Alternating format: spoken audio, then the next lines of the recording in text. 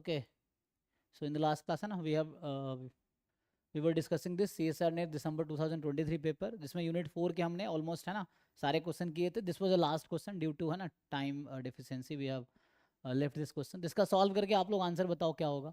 Then हम लोग आगे 2024 के पेपर पे आगे सॉल्व करेंगे. ठीक है, so you try to solve this question and tell what should be the answer. इसको ट्राई कीजिए और आंसर बताइए क्या होना चाहिए. What do you think.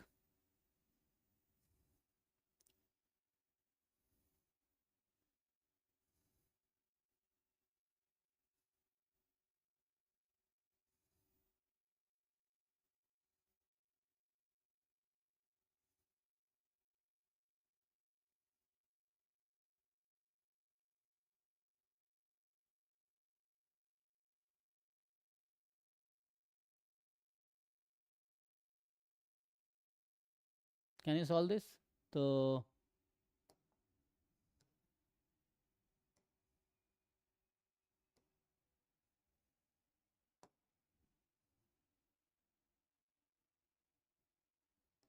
ठीक है, दिस वाज क्वेश्चन नंबर 12.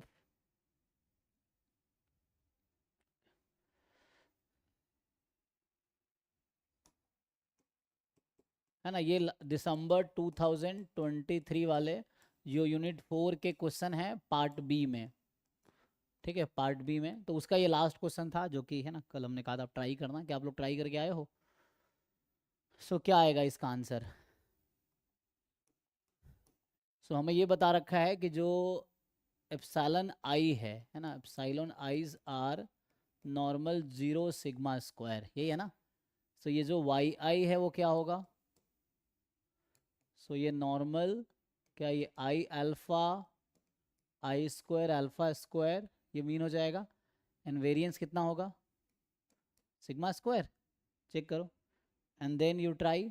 सो अब I now you can find, यही आ जाएगा ना. एप्सिलॉन आई का डिस्ट्रीब्यूशन ये है for all I, for all I. So you have Y sample is this.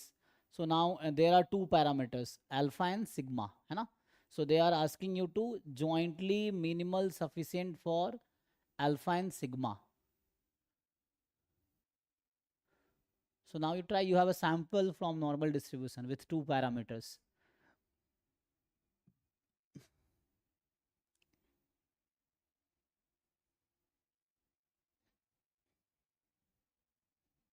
है जी, देखो. सो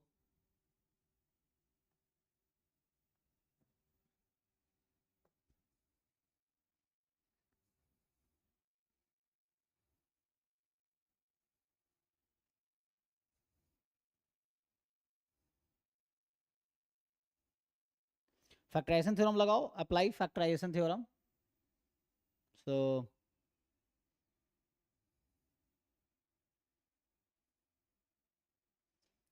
you write the likelihood function, you write likelihood function in alpha and sigma.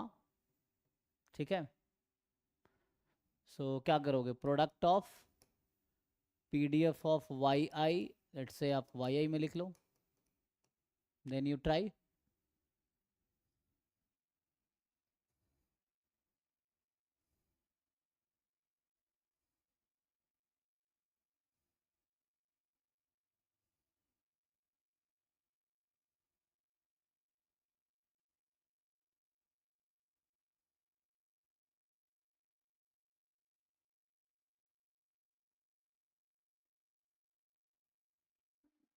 So you apply factorization theorem, you find the sufficient estimator, then you check whether it is minimal sufficient or not.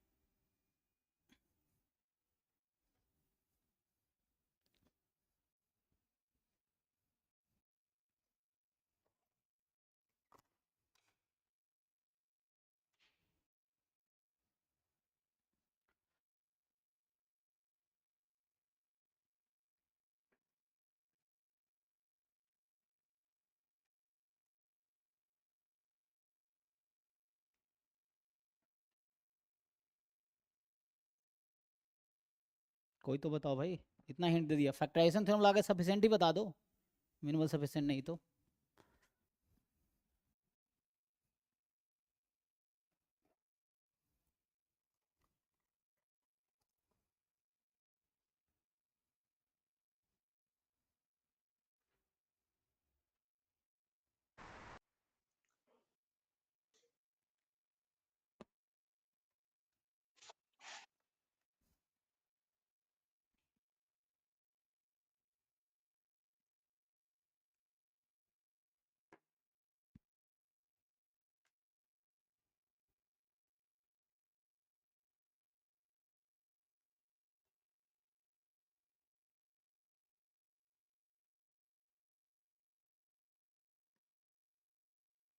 Sir sigma square के लिए summation Y I minus alpha square Y square. Joint आएगा ना, दोनों unknown parameter है तो jointly देखना पड़ेगा, अलग अलग नहीं देख सकते यहाँ पे ना, क्योंकि दोनों अननोन है। तो एक साथ जहाँ पे भी product of parameter into function of Y I होगा तो उसके अकॉर्डिंग आपको सफिशिएंट मिल जाएगा। तो कितना मिल रहा है, तो ज्वाइंटली आएगा, अलग अलग नहीं निकाल पाएंगे यहाँ पे, है ना। So you have to see jointly, इसलिए ज्वाइंटली लिखा हुआ है ना। So you write the PDF, ये मीन है, ये आपका वेरिएंस है, and you write the PDF apply factorisation theorem. सो आपको जस्ट देखना है कि क्या आएगा, एंड देन इनमें से कैसे चेक करते हैं कि you have sufficient estimator, you want to check whether it is minimal sufficient और not. So what do you do, so you write, है ना, क्या करते थे आप लोग यहाँ पे कि alpha sigma, so you write in sample X likelihood function alpha sigma in sample Y, and this is free of parameter, है ना। तो यहाँ होगा free of, this is free of alpha and sigma if and only if, now you see what happens, है ना। So t of some x sample is equal to t of some y sample, then tx should be, then t is minimal sufficient if and only if, in terms of x you can take or y you can take, if and only if this, है ना, yeah, this implies, है ना, this is free of unknown parameter implies this is this, so then sufficient will become minimal sufficient, you apply this. So you just apply, है ना, apply factorization theorem, you find sufficient and then you check whether it is minimal sufficient. So what I think it will give you, so यहाँ पे क्या क्या product में आएगा, आई भी है, आई स्क्वायर भी है, एंड एक सिंगल वाई भी बनेगा ना, वाई आई माइनस, तो ये दोनों तो नहीं आना चाहिए आई थिंक सो, तो इनमें से कोई एक आएगा, चेक कर लो डिफरेंस क्या है दोनों में। यहाँ वाई आई स्क्वायर आई वाई आई स्क्वायर वाई आई, अच्छा स्क्वायर यहाँ पे है तो ये डबल स्क्वायर कर दिया, तो ये तो नहीं होगा, ठीक है, आई थिंक सो, है ना, चेक कर लेना। So this will be like this, so check करो, है ना, you just cross check it, ये वाला आ जाएगा। तो यहाँ पे ये थ्री, मतलब प्रोडक्ट, जस्ट हिंट है, फैक्टराइजेशन थ्योरम लगाओ और मिनिमल सफिशिएंट के लिए जो थ्योरम है वो लगाओ, ठीक है, तो ये आ जाएगा। एनीवे तो ये 2023 वाला पेपर था जो कि हमने कल कंप्लीट किया था, लास्ट रह गया था, इसका भी हिंट दे दिया। तो अब आते हैं 2024 में, ठीक है। सो हम लोगों ने 2015 से स्टार्ट किया था, अभी 2023 तक के ईच पेपर, है ना, जून दिसंबर वाले, हमने अभी जस्ट पार्ट बी डिस्कस किया है, यूनिट 4।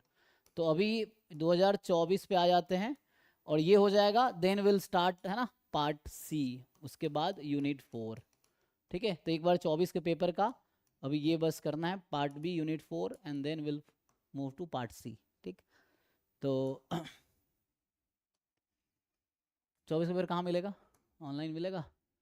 तो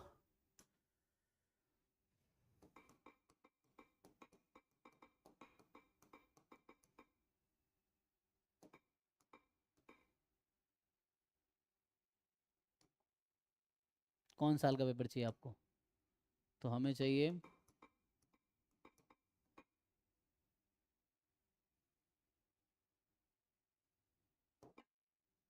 है ना, मैथमेटिकल साइंस हालांकि है, तो इनके पास होगा डिस्ट वालों के पास, या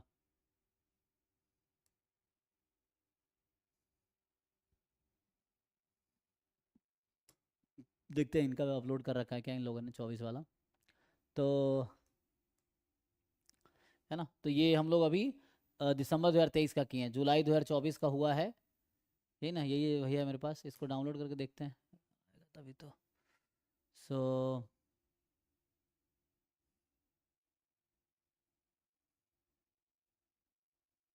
अच्छा, इन्होंने अपना वो लगा रखा है।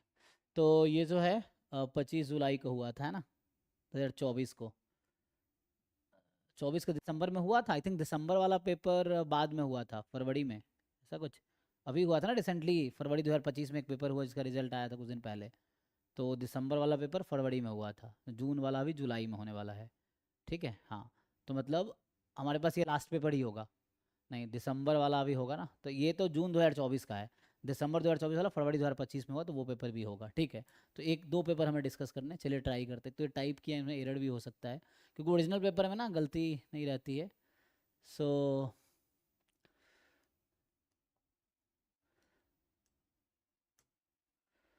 हम लोग कहाँ 66 पे आ गए।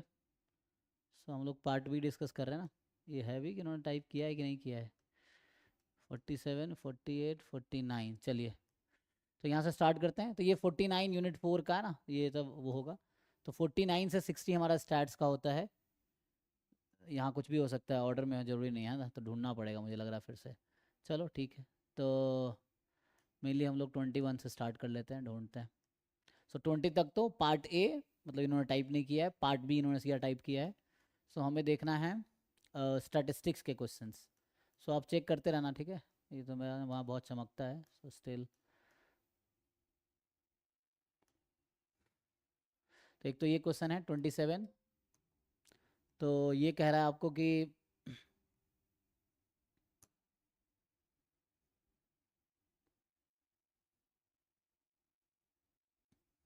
तो बेसिक फॉर्मूला बेस्ड क्वेश्चन है, बताइए जी।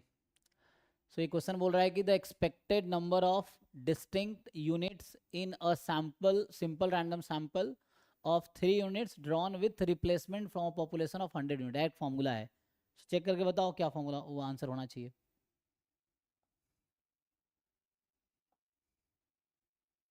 ठीक है जी, ये सॉल्व करो और बताओ।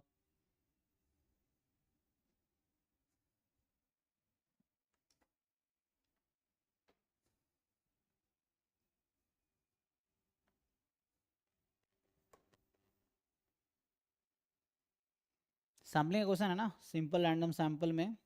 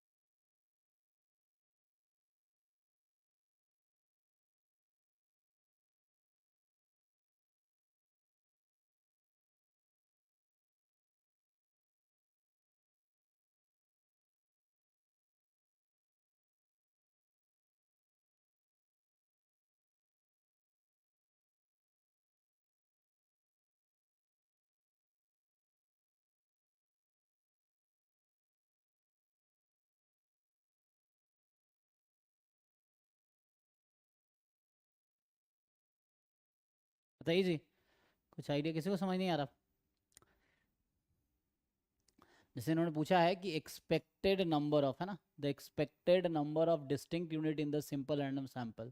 तो एक्स मान लो रैंडम वेरिएबल है कि नंबर ऑफ डिस्टिंक्ट यूनिट्स, है ना, in the sample, है ना, sample size 3 यूनिट। तो अब ये लेकिन ये विथ रिप्लेसमेंट है, चक्कर ये है यहाँ पे ना, विथ रिप्लेसमेंट है तो रिपीट भी हो सकता है, तो उसी को तो अवॉइड करना है। तो अगर मैं एक नया रैंडम वेरिएबल डिफाइन करूँ, मान लो वाई आई या वाई आई, ठीक है वाई आई ले लेते हैं। सो वाई आई कैन बी 1 और 0, 1 if ith unit is selected and 0 अगर ith unit is not selected। तो कोई मुझे बता पाएंगे कि वाई आई का डिस्ट्रीब्यूशन क्या होगा? जो रैंडम वेरिएबल वाई आई है उसका डिस्ट्रीब्यूशन क्या होगा? Any random variable with support 0 1 is Bernoulli, है ना, कल ही बताया था मैंने कि कोई भी रैंडम वेरिएबल जिसका सपोर्ट 0 एंड 1 है तो बर्नौली ही होगा। सो वाई आई का सपोर्ट 0 या 1 होगा, so it has to be Bernoulli. So Y I is Bernoulli P, और let's say P I. Now can you find that P I? So what is the probability of yi is equal to 1? This is pi, and what is that pi? Anyone? मतलब ith unit is selected. What is the probability that in the sample of probability of inclusion n upon n. so ith unit is selected, है ना? कितना आएगा? It is 1 by n, right? So ith unit select in how many sample? So in if you selecting one sample ना, okay, but अच्छा you have to be you have to find distinct, है ना?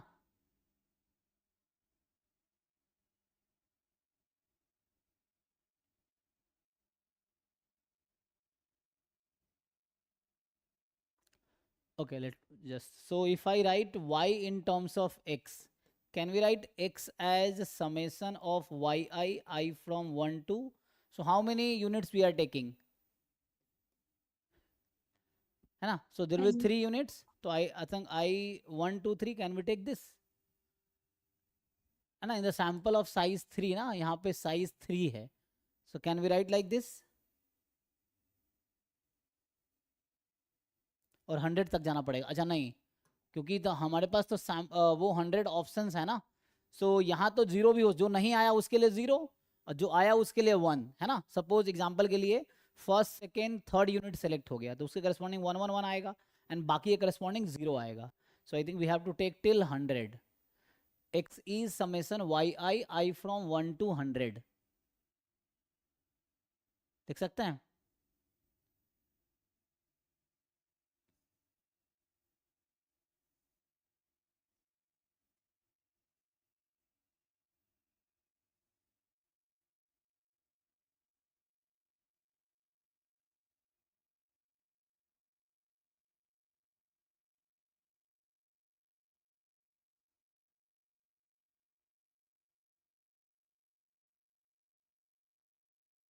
ठीक है, ये आ जाएगा। तो हमें चाहिए E X, so E X चाहिए actually, we want E X ना। सो ई एक्स हो जाएगा summation I from 1 to 100 expectation of Y. अब पी आई पे आते हैं क्योंकि पी आई निकालना पड़ेगा, सो यहीं से आ जाएगा ना। तो ये कितना, ये तो वाई आई तो क्या हो जाएगा, विथ रिप्लेसमेंट है ना, तो ये आई आई डी हो जाएगा। तो ये हो जाएगा 100 टाइम एक्सपेक्टेशन ऑफ वाई आई, मतलब 100 टाइम पी आई। ठीक है, अब ये पी आई यहाँ से निकालना पड़ेगा, पी आई निकाल लिया तो काम हो जाएगा। सो पी आई क्या होगा, अब देखो पी आई का मतलब क्या है। So P I was ith unit is selected in sample of size 3, है ना।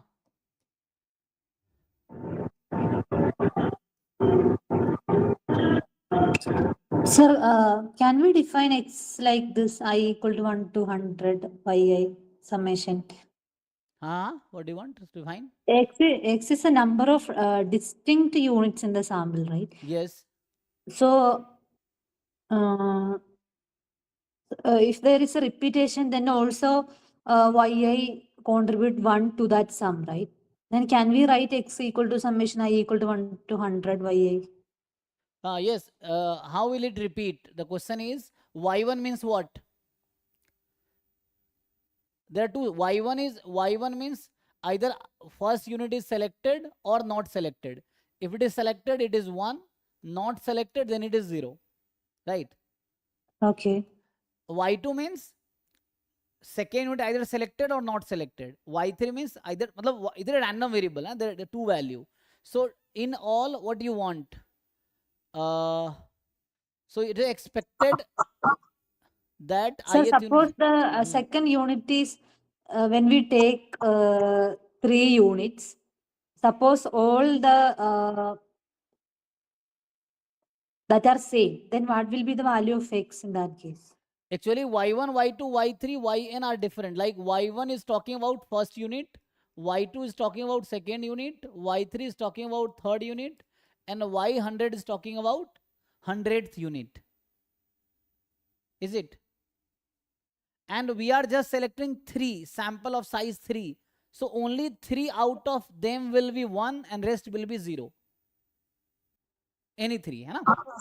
So 3 रिप्लेसमेंट में y1 ऐसे सिलेक्ट हो सकता है ना? नहीं, यहाँ पे हमने ऐसा नहीं किया ना. हम तो xi को y1 से y100 तक ले रहे हैं. तो कहाँ आपको लग रहा है रिपीटेशन होगा? हमने y1 लिया, y1 एक बार ही लिया है जस्ट. y1 मतलब फर्स्ट यूनिट या तो आएगा या नहीं आएगा. y2 सेकेंड यूनिट आएगा या नहीं आएगा. y3 तो सब मिला के y1 से y100 तक 3 सैंपल साइज हमारा है. तो only 3 will be 1 and rest will be 0. अगर 3 यूनिट की बात करें तो वैसा ना. या अगर मैं बात करूं सैंपल ऑफ साइज 3 ना, sample of size 3 with replacement है तभी बर्नौली बना, अदरवाइज बर्नौली फिर नहीं बनता ना. यहाँ पे कहने मतलब जो ट्रायल है ना, they are with replacement. And how will it repeated? आपको क्या लगता है कि कोई रिपीट होगा ही नहीं इसमें? अगर हम देखें 3 सैंपल ड्रॉ कर रहे हैं, ठीक है. So either one of them, इसका क्या मतलब, x का मतलब क्या हुआ? y1 से लेके y100 तक, राइट? सब बाइनोमियल काइंड. सो x तो बाइनोमियल हो गया ना दूसरे तरीके से. हाँ, x तो ऐसे बाइनोमियल हो गया. सो x इज बाइनोमियल है ना. मान लो ये p है yi वाला. सो n comma p, 100 comma p. So number of successes है ना, लेकिन यहाँ पे सक्सेस अलग अलग है ना. तो आई थिंक इस तरह से आएगा.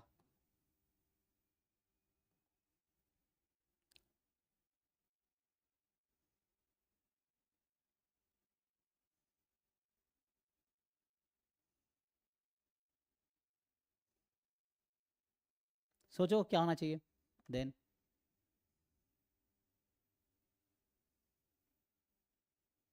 ये विथ रिप्लेसमेंट होगा ऐसा ना. अगर विदाउट रिप्लेसमेंट होता तो क्या होता कि एक बार हमने y1 को एक बार ही लिया. ये तो कहना चाह रहा हूँ कि डिस्टिंक्ट यूनिट्स यहाँ पे आ रहे हैं. यहाँ पे आएगा distinct unit. Only 3 unit will be there, क्योंकि हम लोग है ना, यहाँ साइज 3 है ना. पहले ये बताओ, छोड़ो, हमने 3 यूनिट सेलेक्ट किया, उसमें ith यूनिट होगा, इसकी क्या प्रोबेबिलिटी है ये बताओ. उससे ही काम हो जाएगा. We have drawn the 3 units या 3 सैंपल ऑफ साइज 3.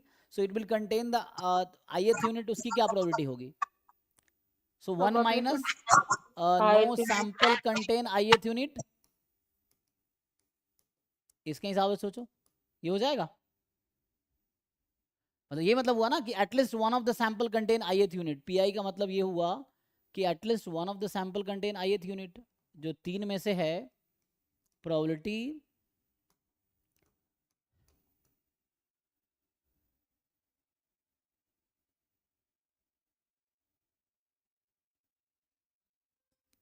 अच्छा, यहाँ पे मैं y अगर समझाता तो यहाँ क्या कहना चाह रहे हैं आप लोग?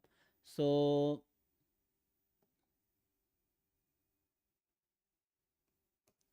unit I is selected at least once. ठीक समझिए ना, ith unit is selected at least once. तो यहाँ तो रिपीट हो सकता, कोई दिक्कत नहीं. अगर ऐसा लिखूं मैं कि pi जो है ith unit is selected, हाँ विथ रिप्लेसमेंट है. तो जैसे आपको पता है ना कि बर्नौली ट्रायल में क्या होता है, जैसे मैं यहाँ बर्नौली डिस्ट्रीब्यूशन क्यों बोल रहा हूँ, बर्नौली ट्रायल में क्या होता है कि ईच ट्रायल्स आर, जितने ट्रायल्स है ना इंडिपेंडेंट है दूसरे ट्रायल से, हर बार सक्सेस की प्रोबेबिलिटी सेम होनी चाहिए। तो यहाँ विथ रिप्लेसमेंट है, इसीलिए बर्नौली बना है ना, इसलिए बाइनोमियल बनेगा। वरना क्या लगता है आपको, ये y1 y2 y3 y4 यहाँ जो है ना, ये IID काइंड ऑफ है, IID होगा, yes, because of with replacement. ये जो y1 y2 y3 y4 y5 है, they are IID random variable because of with replacement, क्योंकि हर बार प्रोबेबिलिटी सेम रहेगी। जैसे प्रोबेबिलिटी फर्स्ट यूनिट सेलेक्ट होने की क्या प्रोबेबिलिटी है, 1 आउट ऑफ 100 अगर एक की बात करें तो सिंगल ड्रॉ में, सेकेंड यूनिट का सिंगल ड्रॉ में वही रहेगा। सो विथ, ये वैसे ही क्वेश्चन हो गया ना कि you are drawing something with replacement, तभी बाइनोमियल डिस्ट्रीब्यूशन का आपको पता है ना, बर्नौली ट्रायल होना चाहिए। बर्नौली ट्रायल कब हो सकता है, जो विथ रिप्लेसमेंट होगा, वरना विदाउट रिप्लेसमेंट होता क्या होता कि फर्स्ट सैंपल ड्रॉ किया, उसकी प्रोबेबिलिटी 1/99 1/100, सेकेंड का 1/99 हो जाता, थर्ड का तो उसमें डिस्टिंक्ट ही आता। लेकिन यहाँ पे ये जो हमने डिफाइन किया है x y1 y2 yn, इसमें ये बोल रहे हैं कि यहाँ y है तो ऐसे डिफाइन करे, unit i is selected at least once, ये तो ऐसा समझिए। तो 1 का मतलब सेलेक्टेड, 0 का मतलब नॉट सेलेक्टेड ना, ये है। तो ये 1 का मतलब है कि यूनिट i सेलेक्ट हुआ है 3 ड्रॉ में से कम एक ड्रॉ में। हाँ, we are saying pi is the ith unit is selected in, है ना, एटलीस्ट, ये समझो ith unit is selected at least once. So you are drawing 3 units ना, सो कम से कम एक बार ith आ सकता है, बट रिपीट भी हो सकता है, कोई दिक्कत नहीं है। बट वी आर फाइंडिंग कि क्या एक्सपेक्टेशन है कि डिस्टिंक्ट आएगा, what is expected number of distinct unit, ये पूछा ना, what is expected number of distinct unit in a random sample of size 3। तो इसे निकाल कर देखो क्या होगा, ये 1 माइनस करेंगे तो यहाँ क्या आएगा, 1 माइनस, अब आपने 3 यूनिट सेलेक्ट किया और किसी में भी ith नहीं आ रहा है, यहाँ वो केस हम विथ रिप्लेसमेंट कंसीडर कर रहे हैं, तभी बोल रहे हैं कि एटलीस्ट वंस, हो सकता है ith यूनिट फर्स्ट ड्रॉ में भी आ जाए, सेकंड में भी आ जाए, थर्ड में भी आ जाए, ऐसा भी हो सकता है यहाँ पे। तो pi में वो केस इंक्लूडेड है। अब x जो लिया है y1 plus y2 plus y3, so they are talking about distinct unit, मतलब सम ऑफ, है ना, 100 यूनिट्स की बात कर रहा है ना, y1 y2 y3। So what is expected number of distinct unit in the random sample of 3 units drawn with replacement, है ना, विथ रिप्लेसमेंट फ्रॉम पॉपुलेशन। तो यहाँ से आ जाएगा ना, तो no sample contain ith unit, तो ith का हटा दो, ये आ जाएगा। सो फर्स्ट सैंपल में नहीं है, सेकेंड में भी नहीं है, थर्ड में भी नहीं है, तो इस तरह से कुछ आएगा। तो ये आ गया आपके पास, ये pi की वैल्यू है ना, दिस इज द pi, ये आ जाएगा। सो दिस इज pi, इसको यहाँ पुट करो क्या आता है, सो इसके अकॉर्डिंग 100 इंटू, तो ये एक्सपेक्टेड वैल्यू हम निकाल रहे हैं, what is expected value that different units are selected. So we are considering in yi में क्या है, first unit, second unit, third unit, 100 unit. So what is expectation that ith unit is selected in the sample. अब ये हमने सम over all कर दिया, तो इसमें ये आ जाएगा कि 99/100 की पावर 3, यही आना चाहिए, देख लो। सो इससे कुछ मिलेगा, इसको मल्टीप्लाई करना पड़ेगा। तो मल्टीप्लाई करोगे, सो 99 की पावर 3, एक 100 कट जाएगा, सो 100 कटेगा तो क्या होगा, 100 की पावर 2, ऐसा कुछ चेक करो। तो क्या दिख रहा है यहाँ से, 100 वाला तो एक ही ऑप्शन है बी, सो बी तो लग रहा है। बाकी ऑफिशियल आंसर की है, चेक करो इसमें, इनके पास आंसर की भी होना चाहिए, इसमें है देखो, 27 नंबर है ना, तो इसमें आंसर की भी दिया होना चाहिए। आंसर की दिया है कि नहीं,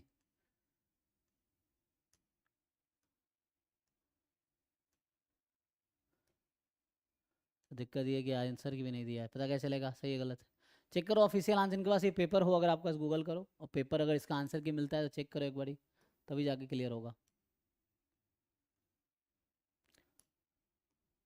भाई तुम अपने तरीके से सॉल्व करके देखो, तुम्हारा लॉजिक क्या कहता है।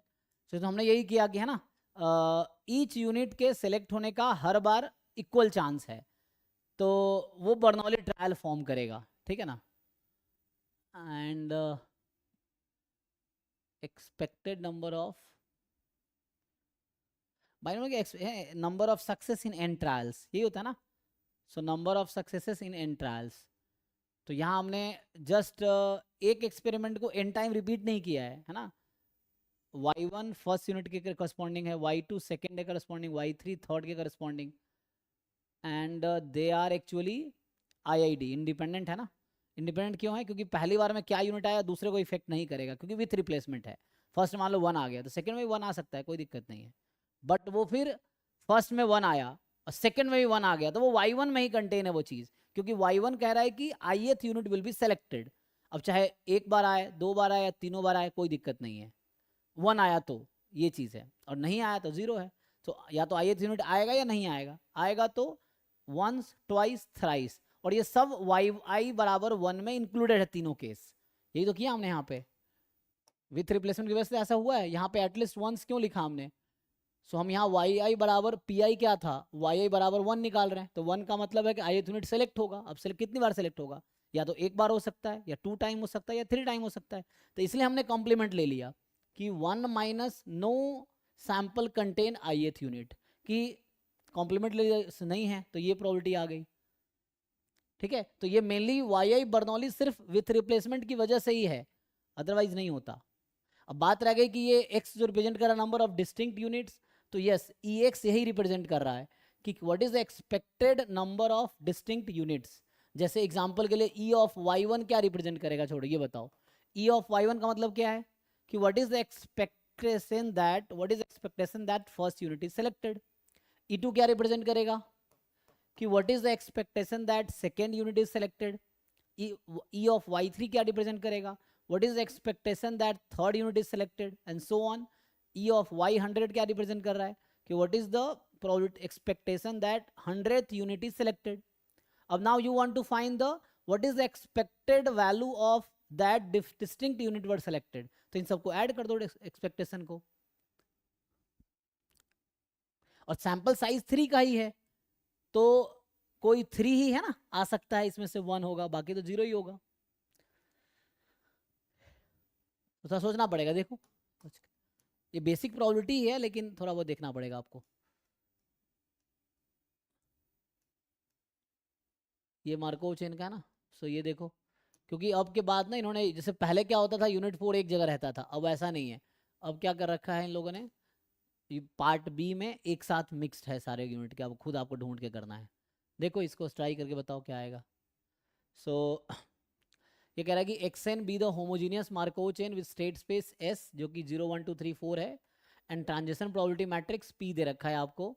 तो 5 स्टेट्स हैं। Alpha denote the probability that starting with state 4 the chain will eventually get observed in the close class 03, then the value of alpha. तो इसके दो तरीके हैं, एक तो मैट्रिक्स के थ्रू भी कोई अप्रोच है, और दूसरा, हाँ इसका मैंने क्लास में डाउट में कराए हुए हैं। एक तो आप मैनुअली निकाल सकते हो, वो भी एक तरीका है, और दूसरा जब एब्जॉर्ब वाला केस होता है ना, तो उसका एक तरीका था, याद है किसी को? चलो तुम लोग को ट्राई करके बताओ। पहले दो तरीका है, मैंने पहले भी डाउट क्लास में आप लोगों को बताएं, कुछ लोगों ने पूछा हुआ है, तो ये क्वेश्चन मैं करा चुका हूँ। देयर आर 2 डिफरेंट वेज जिससे हमने इसको सॉल्व किया हुआ है, मतलब मुझे अभी याद भी है ना। सो आप पहले ट्राई करके देखो, फिर मैं बताता हूँ। एक तो आप ट्रांजिशन डायग्राम बना लो, और उससे भी कर सकते हो, एक तरीका वो है। दूसरा तरीका है कि आप एक शॉर्टकट भी है ऑब्जर्व क्लास के लिए, तो वो भी एक है ना तरीका है, तो वो भी लगा सकते हो। तो देखो चेक करके पहले आप बताओ क्या आपको समझ आ रहा है, उसके हिसाब से।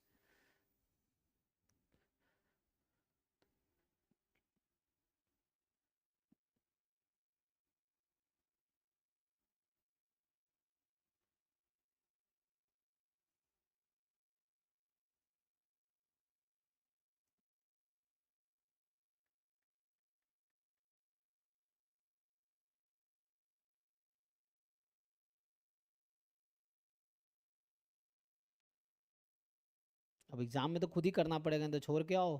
जैसे अभी छोड़ दोगे तो एग्जाम में भी छोड़ना पड़ेगा। अभी ट्राई करोगे, हो गया तो एग्जाम में भी कॉन्फिडेंस रहेगा कि कर पाओगे।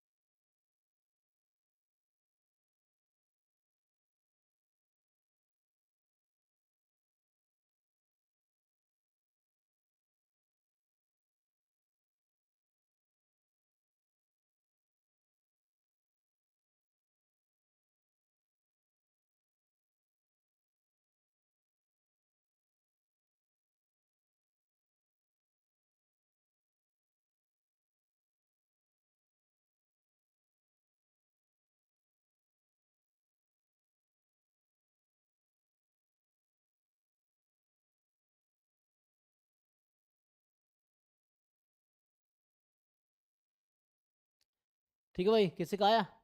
कोई बता भी नहीं रहा है कुछ। देखो मैं पहले एक सिंपल तरीका बता देता हूँ। होता क्या है कि जब alpha denote the probability that the starting with state 4 the chain will eventually get observed in close class 03।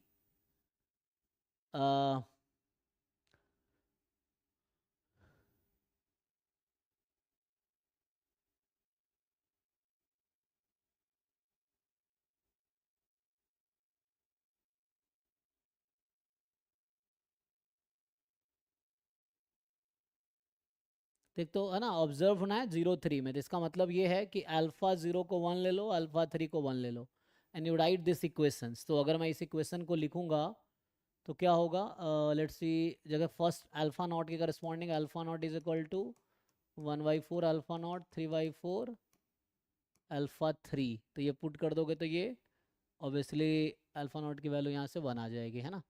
फिर अल्फा 1, देखो अल्फा नॉट में ये यूज़ किया है, अल्फा नॉट इसका मल्टीप्लाई करना है, कोएफिशिएंट मल्टीप्लाई करना, आपको अभी समझ आया क्या कर रहा हूँ। तो इससे अगर करेंगे अल्फा 1, तो ये सिर्फ 1 टाइम 1 है, तो यहाँ भी अल्फा 1 बराबर अल्फा 1 ही रहेगा। यहाँ पे आओगे अल्फा 2, सो यहाँ से बनेगा अल्फा 2। ये एक ट्रिक है सॉल्व करने का, प्रूफ भी आप देख सकते हो। 1/3 अल्फा नॉट प्लस 2/3 अल्फा 1, आगे सब 0 है तो ख़त्म हो जाएगा। फिर alpha 3 is equal to 3/4 alpha naught and plus 1/4 alpha 3। फिर alpha 4 is equal to 1/8 alpha naught 1/8। आपको यहाँ से समझ आएगा वो क्या हो रहा है ना। और ये हर रो के साथ हुआ है। Alpha 1 1/2 alpha 2 1/8 alpha 3 1/8 alpha 4। Can you solve these equations? In equation को सॉल्व करके आपको वैल्यूज निकालनी है, अल्फा 1 की, अल्फा 2 की, अल्फा 3 की, अल्फा 4 की और अल्फा नॉट की। तो अल्फा नॉट तो आपको पता है 1 है, अल्फा 3 1 है। ये अज्यूम क्यों किया 1 1? क्योंकि ये ऑब्जर्व्ड है, इसमें एक ट्रिक है। बाकी सॉल्व करके आप निकालो, अल्फा 1 अल्फा 2 अल्फा 4 निकालो। एक तरीका ये, दूसरा तरीका ये बताऊंगा। सो एक तरीका इससे सॉल्व करो जरा इन इक्वेशंस को, बहुत मुश्किल नहीं, आसान है। You just solve these equations. Alpha not alpha 3 1 है, बाकी अल्फा 1 अल्फा 2 अल्फा 3 निकालना है आपको, एंड देन आगे कंटिन्यू करते हैं। तो इसने कहा है कि alpha denote the probability that starting with state 4, अच्छा स्टार्टिंग विथ स्टेट 4, ठीक है, the chain will eventually get observed इन 03। तो इसलिए अल्फा नॉट अल्फा 3 को 1 लिया है, अल्फा 4 जो भी आएगा वही हमारा एक्चुअली आंसर होगा। तो ये इसका ट्रिक है। सो अल्फा 4 की वैल्यू आप निकालो, इनमें से कोई एक आना चाहिए। Can you solve this? ये भी मुझे ही करना पड़ेगा, देख लो। अब एग्जाम में तो तुम ही करोगे ना, यहाँ मैं कर देता हूँ। सो 1/8 अल्फा 4, ठीक है। सो इन इक्वेशंस को आप एक बार सॉल्व करके can you find value of alpha 4, alpha 4 जो भी आएगा वही आंसर होगा। सो इन इक्वेशंस को सॉल्व करो। ये तो यूजलेस है क्योंकि ये ऑलरेडी है, ये भी यूजलेस है क्योंकि है ना, इन दोनों का यूज़ ऑलरेडी हो चुका है, तो ये काम नहीं आएगा क्योंकि ये ऑलरेडी यूज्ड है। आप यहाँ यूज़ कर सकते हो, अल्फा नॉट यहाँ पुट करो तो अल्फा 2 अल्फा 1 में इक्वेशन आ जाएगी ना। यहाँ पे अल्फा नॉट आपको पता है ना, सॉल्व करके बताओ भाई, कोई अल्फा 4 की वैल्यू बताओ, ठीक है। You solve it and tell the value of alpha 4।